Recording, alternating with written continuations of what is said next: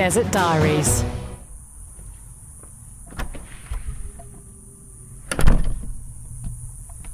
Hello, Arizona calling, and I thought today I would take you with me on my little evening stroll. Why not? I usually pop out to take the dogs out about this time, about 9 o'clock at night, as by now it's just about cool enough to walk more than a few feet without keeling over. And more importantly, the pavement's cooled down just enough so the little dogs don't burn their feet as they walk along again, because the sun's down. But, you know, I should still point out that it is still boiling. It's about 39 degrees right now. You can almost feel the air around you, and it's so heavy with the heat. It's almost like walking through a dry soup, which makes no sense, but I think you know what I mean. Blooming hot. Oh, Birdie, what are you doing awake at this time of night? Now, it's not just the southwest of the states that has seen temperatures ramping up again this week. In fact, the Pacific Northwest, Oregon, Washington State, and even into British Columbia in Canada have been experiencing their second massive heat wave of the summer. Temperatures didn't quite match those of Phoenix. They were still up there though. And tragically, because so many people there don't have air conditioning, because usually temperatures never really get that hot, actually lost their lives during this heat wave. It's been really horrible. And there were also unbelievable stories of clams and mussels being cooked alive in their own shells on the beaches. How many sea creatures died in this way? An estimated 1 billion.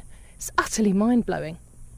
Also this week in California, 17 million baby salmon were transported from the Sacramento River in massive trucks and then shuttled into the sea by state officials, as the river was so rapidly heating up and drying out that they realised they simply would never have survived the swim to the ocean had they been left to their own devices. Blimey, eh? It's been a busy old week this week as it's back to school in the valley. I still can't quite get my head around the fact that it's August. For me, the month that's meant going on bike rides, watching Rollin' Rat on TV-AM every morning, then visiting my Auntie Barb and Uncle Trev down in Devon for the week, hunting out rock pools for crabs and combing the beaches for pop bottles. Remember those old empty glass pop bottles that you could take back to the shop and get 5p to spend on sweets? But now, in the 2-semester school year here in the United States, August now marks the return of the school run, the return of packed lunches and never knowing where your PE kit is. That 3 months has gone super fast. They'll go straight through now, the girls, until fall break, as it's called over here, half term as we used to call it. But that's not until the middle of October, so it's a long old run for them. And then, of course, on till Christmas, which, don't we all know it, will be here in the blink of an eye, I'm sure. Will I have seen my family by then? Honestly, I've kind of given up trying to plan or hope anymore, so we'll see. Another new experience around the start of the school year is buying school supplies. Now, I'm not talking lunch boxes and school uniforms and a new pencil case, although they do need all of those things, of course, but everything the girls will need or use for the forthcoming year, we have to buy. Pens, pencils, exercise books, pads of lined paper, packs of graph paper and printer paper and highlighter pens and goodness knows what else. Everything, plastic folders, ring binders. You need to buy the lot. And sidebar, the girls don't go to a private school. This is a regular state school, so this isn't an uncommon occurrence. In fact, all the massive aircraft hangar-sized supermarkets that we go to have got huge areas now dedicated to school supplies where you can go and stock up, and there are so many people panic buying with just a couple of days to go until term starts. We did the big school shop this week, and not including lunchboxes or backpacks or any uniform or anything like that, it cost me over $200 to get them set up for the year ahead. It's a fair old whack of cash, isn't it? Phew. Talking of fair old whacks, I've talked before about how confusing and expensive I find the whole healthcare system here. And 2 years on, I'll be honest, I'm not much further down the road of understanding how it works. About a year ago, I injured my arm and needed some treatment and then some physical therapy once a week for 8 weeks. Now, All this costs money, of course, on top of the insurance premium we pay, but that was all paid up front. I'd arrive at a session, I'd pay them some money, I think it was $25 a pop, and then that was that. All good. Last month, my arm started giving me jip again, so I called the doctor's office to arrange another appointment. "You can't," said the receptionist. "There's a block on your account for an unpaid bill." "What? What unpaid bill?" As I said, I paid at the start of every single visit I went to. That $25, then they let me through to actually have the appointment. But nope, there's an outstanding payment here and we can't schedule an appointment until that's been settled. Oh, okay. They couldn't give me any more information. And I couldn't pay it on the phone, so I had to ring off, then dig into the insurance portal, put in a myriad of personal information, identifying birthmarks, inside leg measurement, you know the drill, and finally got to my payment page and saw it. An outstanding bill of $14, $14. Why $14? It just said therapy next to it. That was it. Always liking his music. All right, mate? Just walking down the road, as you can hear. A couple of the lads out, playing the music. Anyway, this bill said therapy next to it. That was it. But as I said, I'd paid at the start of each visit, so I was a bit confused, but I thought, well, what the heck? And more importantly, why had no one bothered to tell me I owed them $14 for the last 8 months or so? Not an email, not a phone call, not a letter. Oh well, whatever. I paid it. I got back on the blower the next day, went to see the doctor, blah, all fine. A week later, I get a letter from the healthcare company. Guess what?